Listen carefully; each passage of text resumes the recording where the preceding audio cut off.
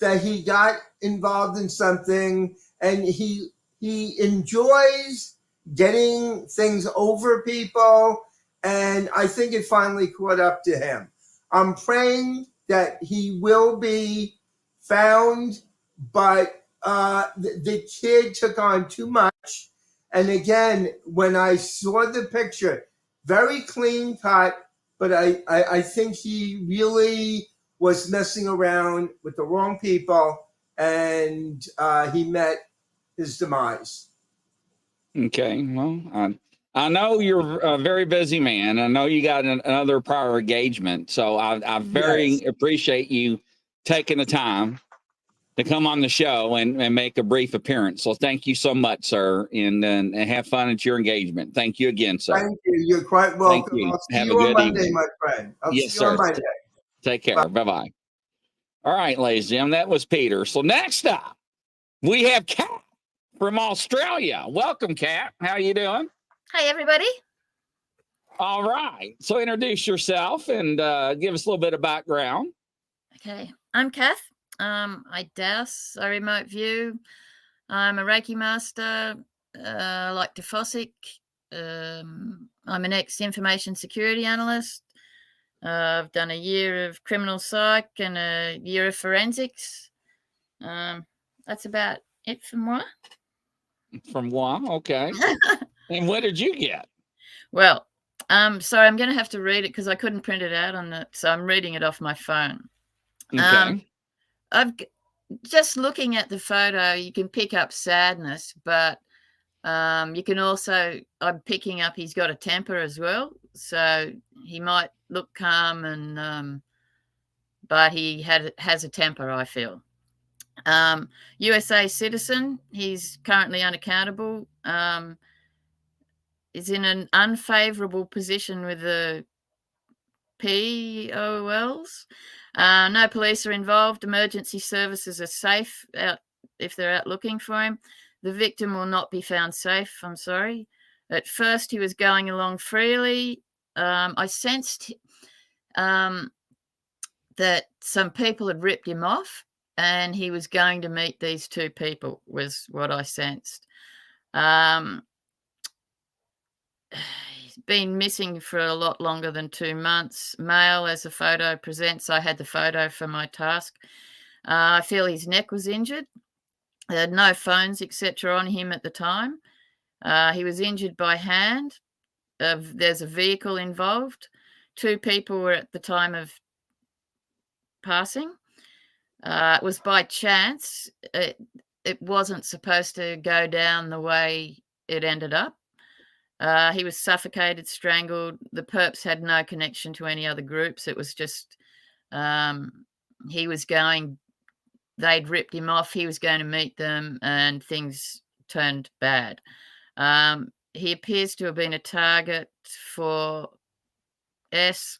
He was taken in a van by road, and SA was involved. There were 2 perps involved. One perp assaulted him, and both were anti-inclusiveness, is all I can say without hurting anyone. He went northeast from the last sighting, 10 to 20 Ks in the vehicle. The assault technically post-mortem. The perp didn't realise that he had passed, as he was, he didn't realise because he was not in control. He realised it was too hard, too late. The anger had taken control. The other perp just watched. There's no double movement. There was one van trip. He's located below ground, a lot of rock and cliffs, national park, secured and rural. The perps had easy access to him because they were aware of the meeting place. They'd regularly gone to this certain location where they used to meet up. Again, the vehicle. Perp 1 has a shaved head, brown eyes, 5 foot 6 to 6 foot. Tattoos. There's a watch, wallet, and phone on one of the perps at the time. Perp 1 has served time. He's not on parole. Both perps are male. The vehicle was a car, all-wheel drive van. It's new and quiet, apparently. White and blue. Perp 1 was mentally unstable, angry, manic, revengeful, out of control. It was unplanned, by chance. They're both regretful and feel guilty. They weren't paid.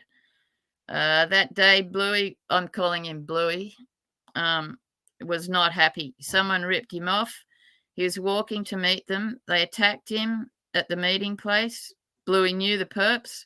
They're not friends. They're not work. They recently met. Blue was very angry on the way there, apparently. He confronted them. The two perps remain in the town of residence and the crime location. There's no AI or anything involved. Manslaughter, not location. I've got him high rocky cliffs, really rough terrain. He seems to be located at the top of the cliff, though, under vegetation. And there's an eagle's nest nearby, which I found interesting because I try to find if there are any markers, any outstanding locations nearby to give us a hint, as to if we're getting close. Right. But yeah, so I'm sorry for everyone's loss there. Interesting. So so some of this is gonna resonate with you here in a second. Oh, goody. So yeah. Well, not stand goody by. for Bluey, but yeah, stand by. So thank you, Kat. All Thanks. right, next up, Angela. If you're ready, give me hands up, thumbs up. All right, here we go. Stand by. And Angela, come on down. All right. Welcome to the show. Thank you very much. So I kept getting that there were two men involved, and regarding to his death, that what I got was that one man was very violent. I got that he was kind of big. He's on the big side, like a tall guy, country music loving guy, has a really aggressive, very violent temper. Also is with a skinny guy, a thin man, a slender man, younger, also very violent. Neither one of them were very bright. And I got that there were some sort of, that he was in a lot of things. So he had a lot of stuff on his plate, and he's involved in a lot of stuff all at once. What I also kept getting was that since he had too much going on, he had a lot of deals going on, had a lot of mix of things, but he also was involved in something, and he was waiting for this to come to fruition. Like, he was very diligent. He was very focused on working on making money and what he had to get done. But I also got there was a young girl that he was involved with. But this is, she's not, she's kind of a slender girl. She's underage. And the mother of this girl put these two men up to this. I kept getting that there was a woman involved that she was accused as this boy of messing with this underage girl. And it really wasn't all that. He kind of was an acquaintance of hers. He wasn't really that involved. But the mother's like, I don't want her messing with my girl. But she knows the two men. She puts the men up to this. And I get that this is in a rural area. They meet. They were waiting for him. So they were anticipating meeting him. They were in a rural place. And I get there was a big four-wheel drive vehicle. I was getting a pickup truck, like a big pickup truck. Okay. And they met him. It wasn't intended for him to be killed. They were sent there to intimidate. Okay. To intimidate. But with the man's temper being what it was, especially the taller man, I see a lot of drinking, a lot of cigarettes, things like that. With this whole thing involved, the larger man loses his temper and kills this kid. They take him in the back of this vehicle to a rural area. What I'm getting is some sort of park, like where I have a lot around here. But there was an old homestead, an abandoned homestead. So, back when the state would ever bought up the land, they bought up this homestead. It has an old well on it. There's a lot of trees. I keep seeing an old creek bed nearby, a very large, wide creek bed, and I see a old well. So an old well nearby. I'm also was getting an old root cellar also as well, and that he was dismembered, and that there's pieces of him all over this old homestead. So the very first image I saw was him dismembered.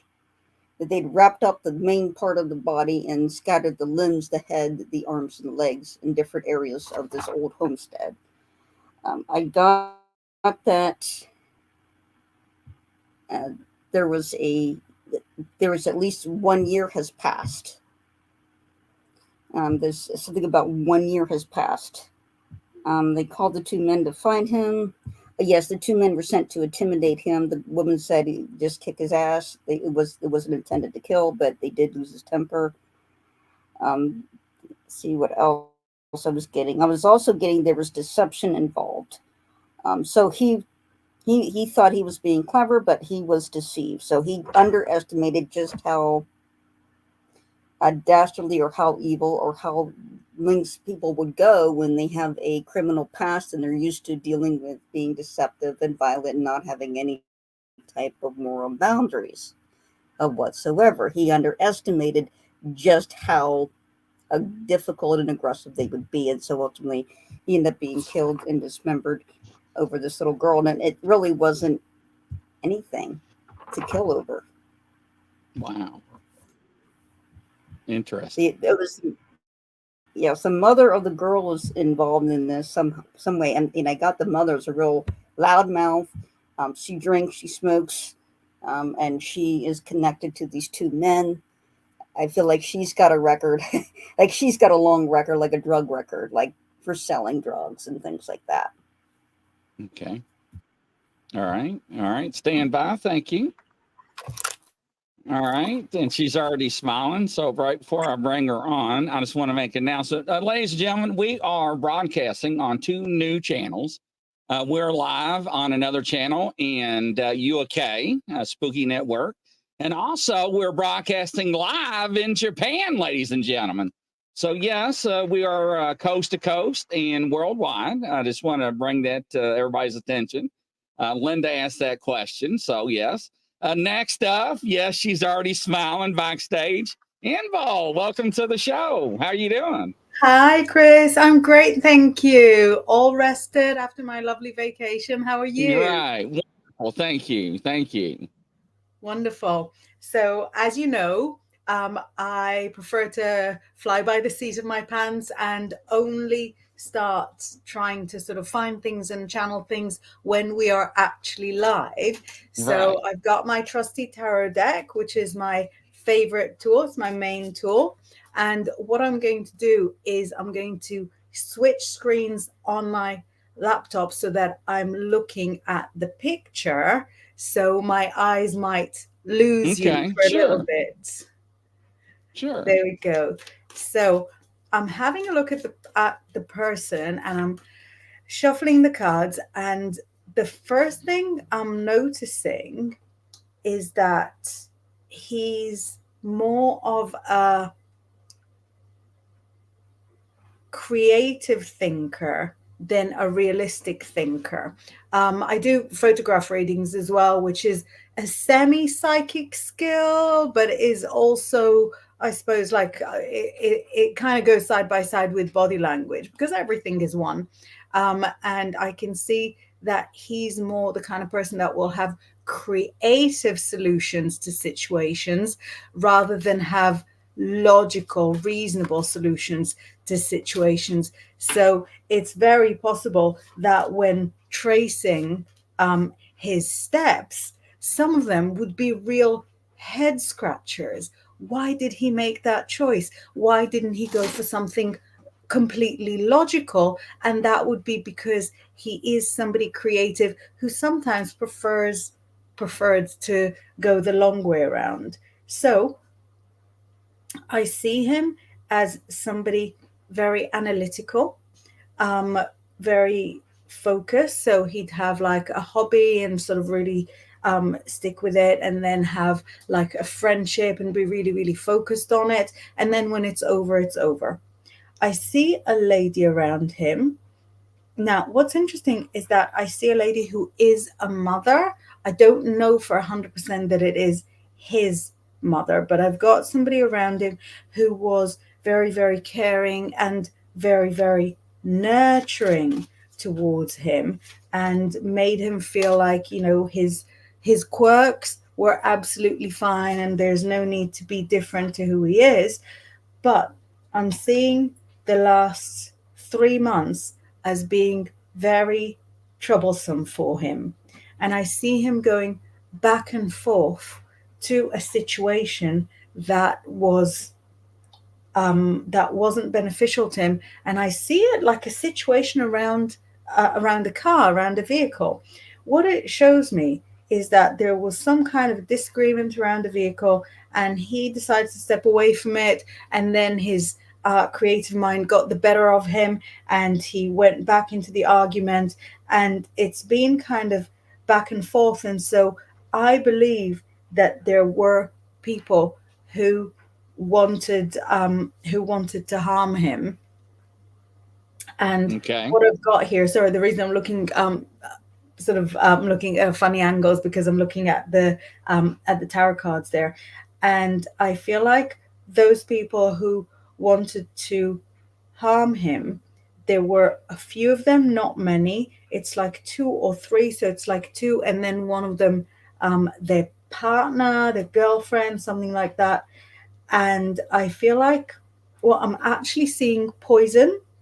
But what's strange is that before that, when I was sort of seeing him more in his, vibrant self, I was seeing knives around him. So I don't know if he's had an interest in knives, a collection, a fascination with knives, if he was interested in any kind of swords, center sports. But around his misfortune, I've got poison around there, and I feel like somebody tried to do something to him that would look as if it was sort of just natural, just out of the blue.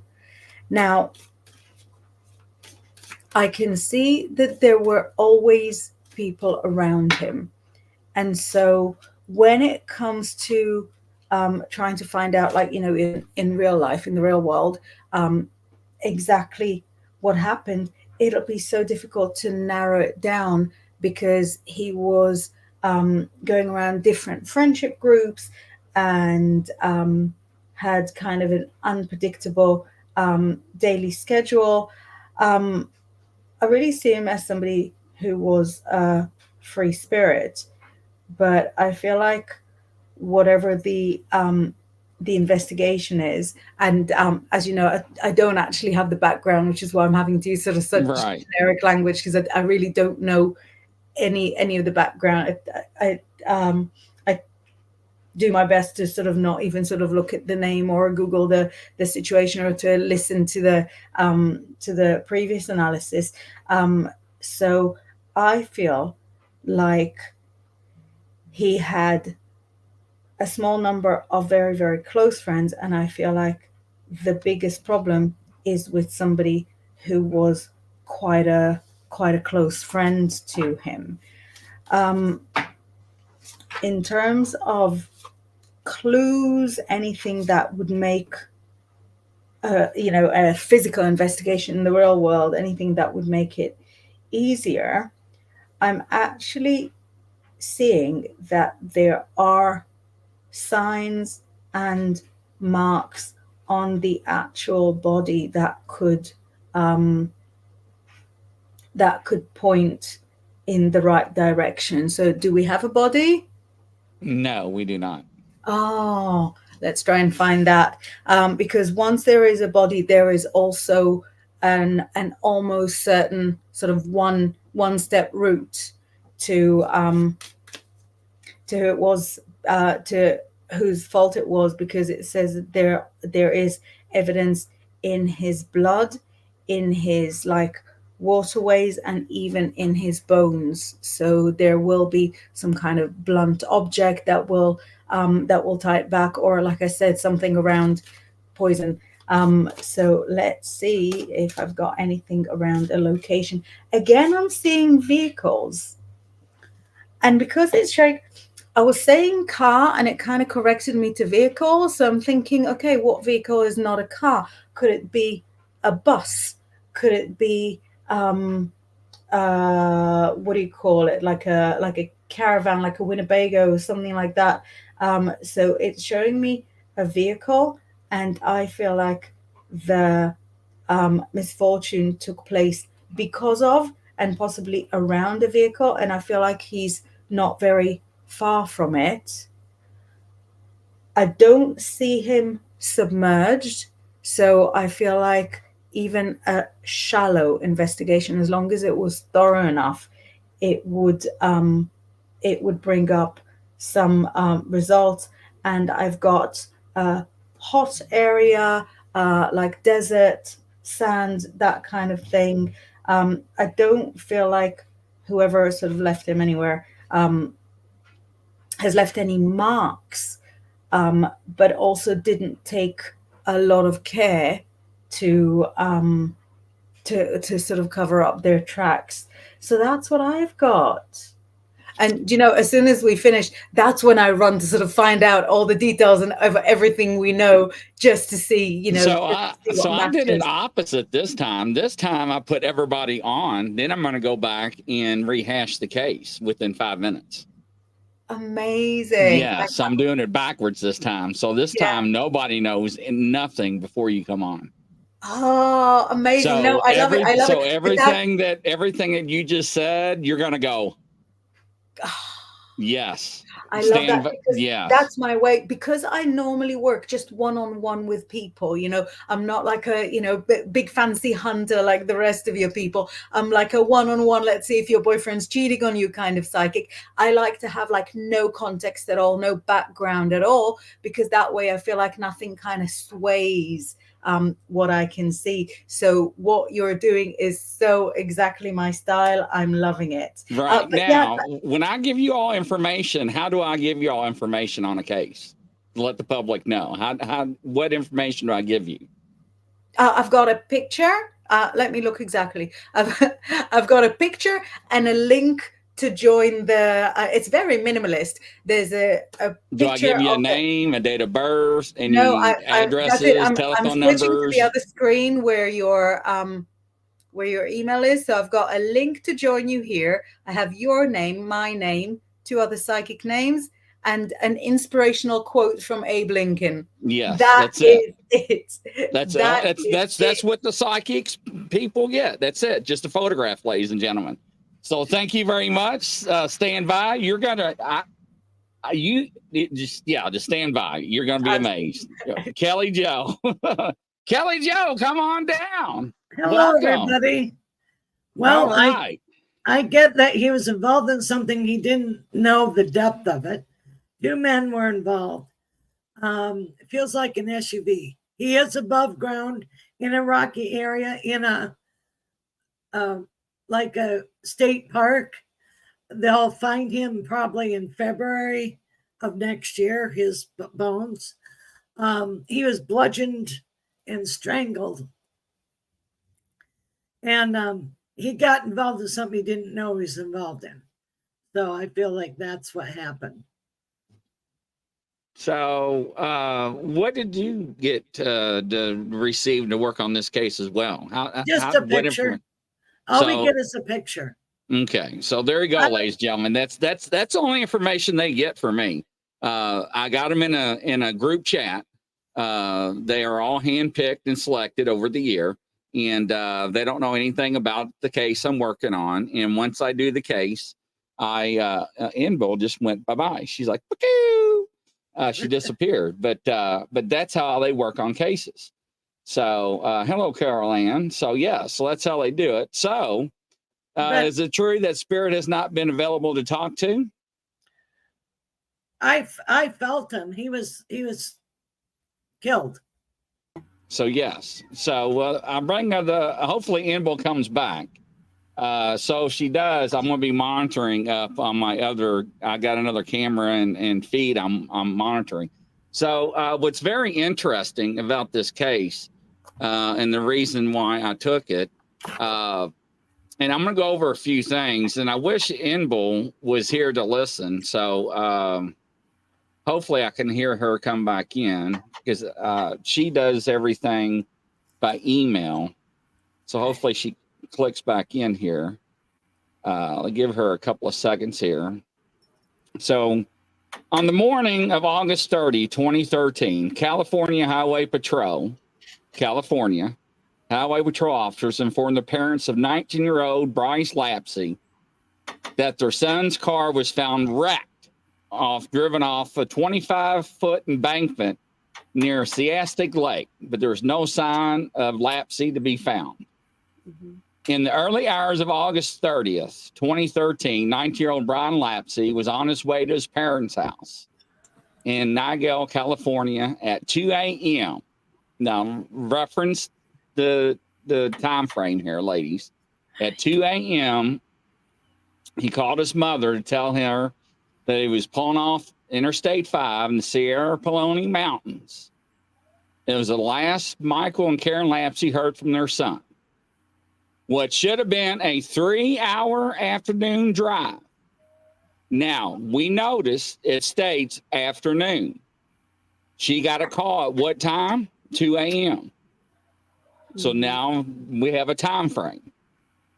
So what should have been a 3-hour afternoon drive turned into a half a day of waiting. When the doorbell rang the next morning, a day went by to the next morning, right? The Lapseys hoped to see their son waiting for them. Instead, they received news that no parent wants to hear, that their car or son has been found wrecked near Siastic Lake. There was no trace of Bryce, and to this day, no one has been found. Here's the story that one of the most tragic and baffling missing person cases of this area has ever heard. Bryce Lapsey was the only child born on April 30th, 1994 to Karen and Michael in Springfield, Illinois. He demonstrated an artistic talent early on. They're talking about Bryce, their son. He was charming manner, and it was easy for him to win friends. And I think Peter hit on that. In 2019, Bryce graduated from Naperville Central High School outside of Chicago. His parents, newly retired, decided to move the family to California. They settled in Laguna Niguel, Orange County. Soon after arriving, Lapsey moved north to Chico, just 90 miles past Sacramento. He was about to begin his freshman year studying graphic and industrial design at Sierra College. Now, when I look at things, especially being in law enforcement or prior law enforcement, I look at articulation. And I look how people say things and how they phrase words and sentences and what and how they say things. So listen to how they articulate. His first year went smoothly. So that's an indication for me. He got good grades. Somebody hit on, he had a rough time. Formed a close friendship with his roommate, Sean Dixon, and began dating fellow student Kim Sly. During summer break, he told his parents, girlfriend, and friends that he was eager to go back to school, and all seemed well and his future was bright. Then it says that Bryce turned to substance abuse.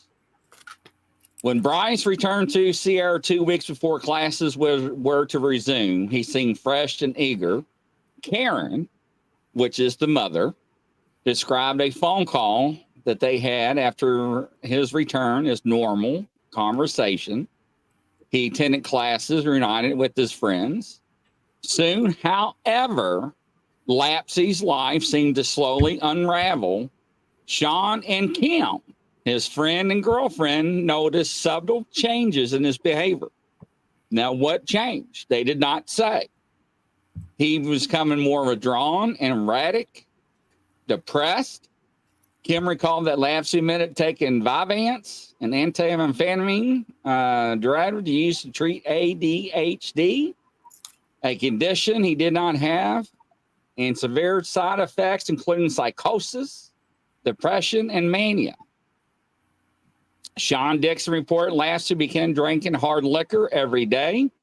as much as 2/5 in a single weekend. And his girlfriend claimed that his roommate has been taking the Vyvanse too with him.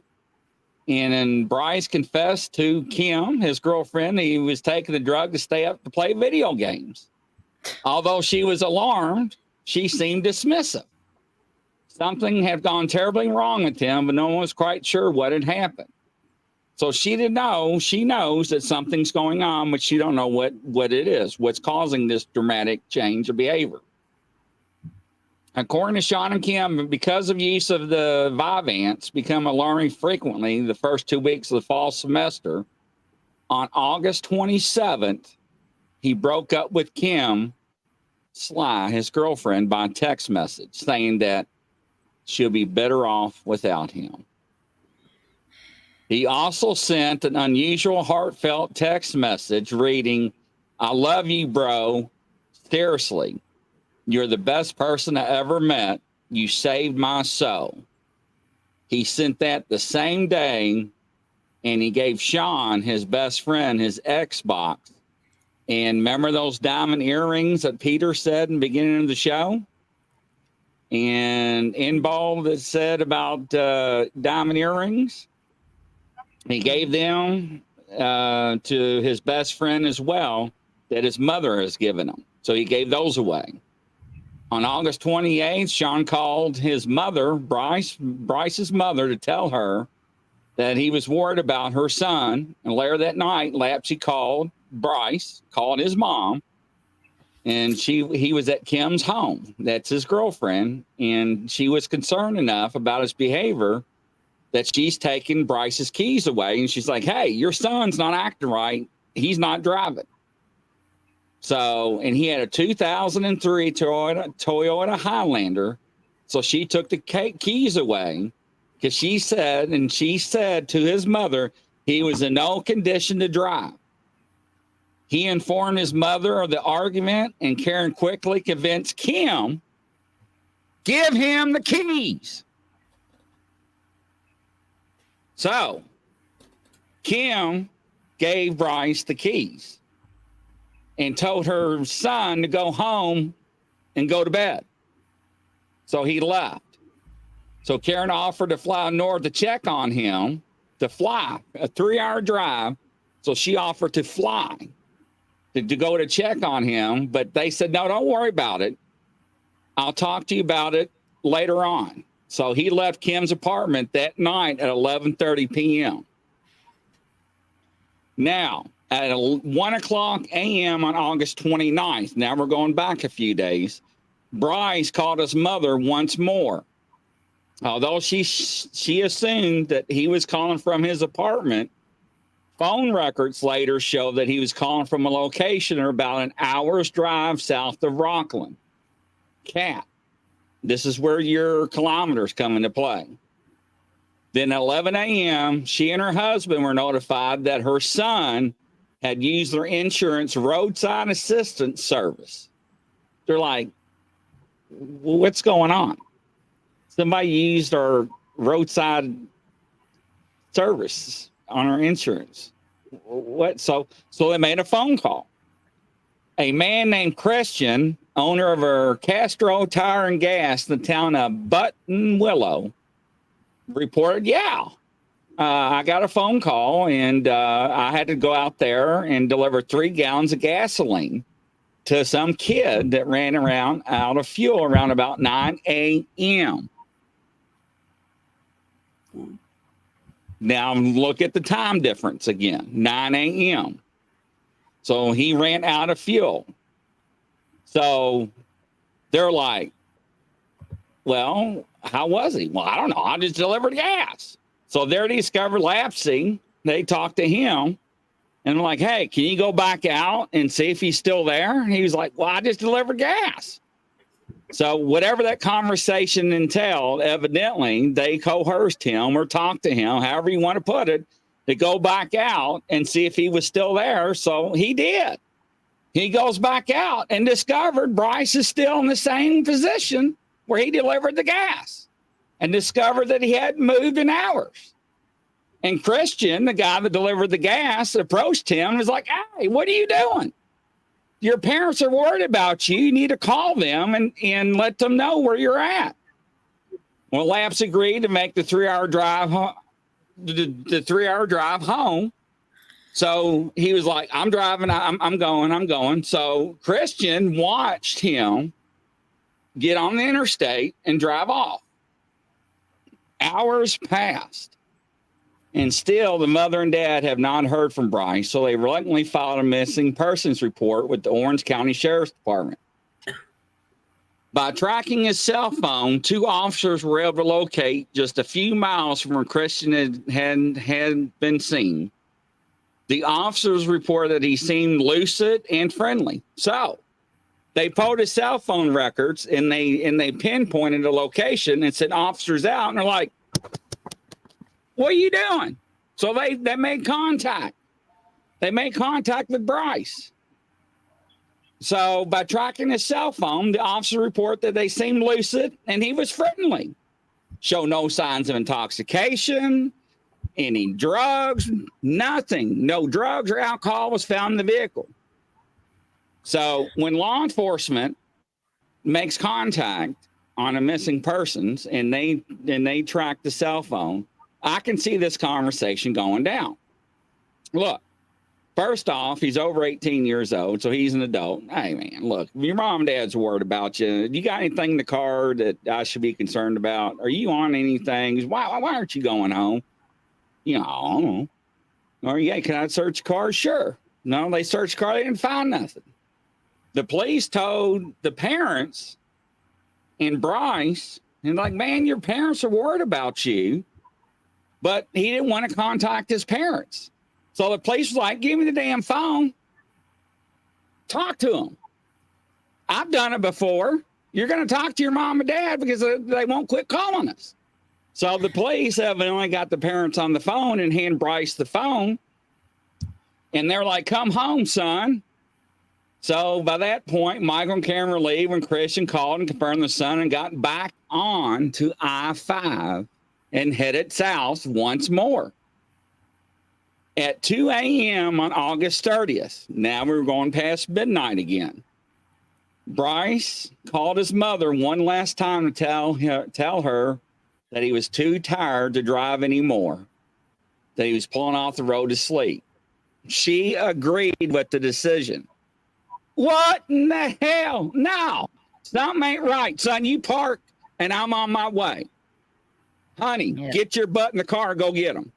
We're coming. Yeah. Something ain't right, ladies and gentlemen. Everybody's innocent until proven guilty in a court of law. This is for entertainment purposes only. I threw that disclaimer out there. I'm just saying. But when the doorbell rang 6 hours later, it wasn't their son. Lampsey's found at the doorstep, but a California Highway Patrol officer. Lampsey's car has been found near Cayastic Lake. The rear window had been shattered and his phone, laptop, and wallet was found inside where there's no trace of Bryce himself. Remember the time frame, 2 a.m. Remember that time? Right. Mm-hmm. They post surveillance footage showed that at 2:15, he turned on to an access road, pulling off the roadside for a nap, allegedly. Divers dread Sastic Lake found no trace of him. Police dog tracked his scent across the bridge. And this is where in-ball comes into play, too, to a nearby truck stop where the trail went cold. On September 4th, 2013, charred remains found near Sastic Lake were found. They were not Bryce. 4 years later, a skull was found nearby Templin Highway. Likewise, was not Bryce. All the investigators are empty-handed, and the detectives are saying without a body, they're unable to close the case. They have a number of theories were proposed to explain Bryce's disappearance. That he left behind his phone and wallet could indicate he intended to abandon his own life for a new one. Maybe he changed and went off the grid. Or is it possible that he had drug and alcohol provoked a psychotic breakdown or withdrawal because he wasn't taking the Vyvanse? So there you go, ladies and gentlemen. Now, what do you think? Wow. That was interesting because I was doing a rune draw, and one of the runes was a bridge, the Bifrost Bridge, and wonder if there's a bridge involved. And you just said bridge. You just Yes. crossed over the bridge. Yeah. You need to stop. But I keep seeing the same imagery. It was just like the I evolvement. keep seeing an SUV and Mm-hmm. all that, but I still think he's passed on, and Yeah. I think he met up with bad people. Mm-hmm. I still get that. I get that he didn't do it to himself. He didn't commit. No, I don't think he did that No. either. So he knew something was going down, because he knew that something was going to happen, because, and I don't want to be disrespectful for anybody that has mental health issues or anything like that, right? Because mental health is a big issue in the world. Right. But when we look at things, when people start to give personal possessions away, start to break off relationships, I love you, bro, you mean a lot to me, Right. seriously, these are red flags and indicators of things that could possibly can come up and lead up to. I'm not saying will, I'm just saying they're just indicators, right? Correct. Some red flags. We don't know that he sent those texts, though, do we? You said it, I didn't. And the other thing, what color are the police cars down that way? That I don't know. Roger, were there any traces of anything besides the vehicle, phone, or anything? No, nothing. Just the window knocked out, the back window.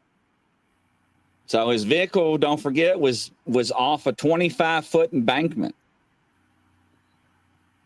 So it's in a rocky, high area as well. Yeah. Yes. But they followed, the dogs followed the scent to the truck. Remember how Inbull kept saying, I don't understand. Now, don't forget, everybody, Inbull's from another country, right? So she transitioned. I want to say, Inbull, if you're watching, not Israel to UK, but I can't remember what country to UK. So her language from buses and remember how she couldn't figure out Winnebagos and she was picturing all this. That's why, ladies and gentlemen, it was a truck stop. Right. So, yeah. So, but the thing though is that for you to, Linda Judd, for you to shatter a back window, it has to be knocked out. Unless it was knocked out with rocks. From the inside or the outside? So when I looked at the other reports when I looked at the case, they were very sketchy. That didn't show any signs where Roger just said right there, any blood, anything inside the car showing that he was injured. Was the window pushed out or in? So the reports I looked at did not clarify that. So that's why they left it open, and that's why the news media reported. Did he just say, screw it, I want a new life, and just walked off? So, but I think there's more to the story than what it is. And it feels like the truck stop's a getaway point. Or the meeting place. Right. Right, because they were people that were sent there to intimidate him, not to kill him. Yeah. It seemed like it was a planned meeting to begin with. It felt to me like he was on his way. He had a mission, and then it didn't turn out the way he wanted it, because it felt to me that he lost his cool and became really angry, and that sparked the other two, and then it was on.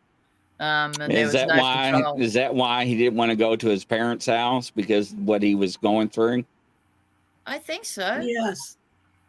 Because he was pretty mixed up, like he was not in control. And it felt like he was coming in and out of control. Like he felt he was okay at 1 minute. And, oh, right. Okay, let's go. And then the next thing he was wild. So in a way, it feels like he stirred them up. Yeah, Rebecca, I saw most of them said the window was broken from inside coming out. You're correct. Rebecca is Okay. correct. But Thanks, there was Rebecca. one that was kind of mixed. And so when there was a mixture on that, I just kind of, I'll let everybody make their own decisions on that. But that's why I said, I busted out windows. I've seen enough car crashes. I mean, for you to knock out a back window, it don't come out in pieces like your side windows do, because it's got the laminate film and stuff on it, ladies and gentlemen, just like your windshield. It shatters. Right. Hello, Liana, and yeah. everybody. The Go ahead. diamonds that you talk about, Mhm. they're not broken glass, shattered glass, are they? No, those are real diamonds, diamond earrings. Okay. So That's weird. but hopefully Imbo goes back and watches it. Hopefully she's okay and just lost power internet, because I wanted her to know that problem was her with that truck stop. Yeah. Because she kept saying vehicles. Right. Yeah. So right on the money. Yeah. So that's what we have, ladies and gentlemen, on Lapsy. And I do think as well, I think the body is going to be recovered. I think, Kelly, I think you're right. Early next year. And Kat, I do.